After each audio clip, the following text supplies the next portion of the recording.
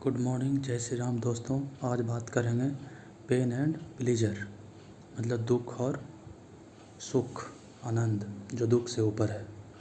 तो जीवन में हम सब इसे छूट नहीं सकते हैं, दुख और सुख से। जब दुख है तो सुख भी है। जिस तरह से नदी की दो धाराएं हैं, उस तरह से जीवन में भी सुख हैं तो दुख आएंगे ही। ये मैटर नहीं करता है कि आप किस पोजीशन पे हैं, कितने ऐश्वर्य को प्राप्त किए हुए हैं, आपके पास आपका हिस्से का दुख आना ही है। तो आपके पास अगर दुख आ रहा है, आप झेल नहीं पा रहे हैं, तो ईश्वर आपको कुछ सिखाना चाहती है। ईश्वर क्या सिखाना चाहते हैं? प्रकृति क्या सिखाना चाहती है आपको? ये पूरा समस्त संसार प्रकृति का ही है, और प्रकृति इज मदर नेचर। मतलब कि प्रकृति माँ की तरह है।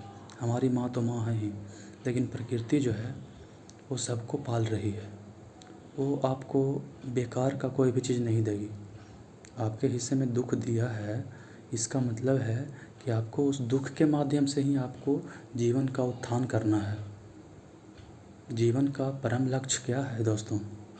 जीवन का परम लक्ष्य है कि आप अपने मार्ग से होते हुए मोक्ष को प्राप्त कर सकें। इस शरीर से ऊपर उठ जाएं, इस आत्मा, इस मन सब से ऊपर उठ जाएं। लेकिन हम इच्छा करते हैं, और इच्छा जब रह ही जाता है तो हम जन्म जन्म का यात्रा करते हैं। जैसा बुद्ध ने कहा था कि desire is the cause of sorrow, मतलब इच्छा ही दुख का कारण है।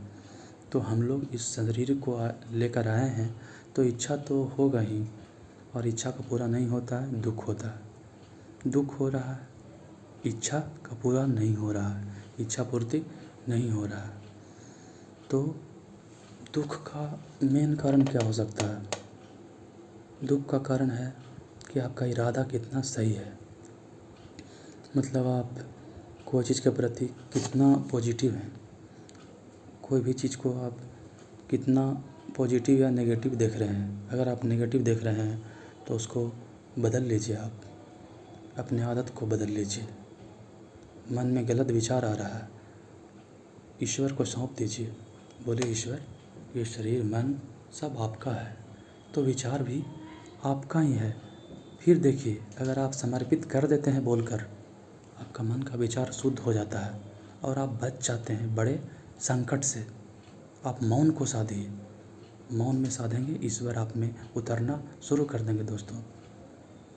अगर आपको वीडियो अच्छा लगा, लाइक, सब्सक्राइब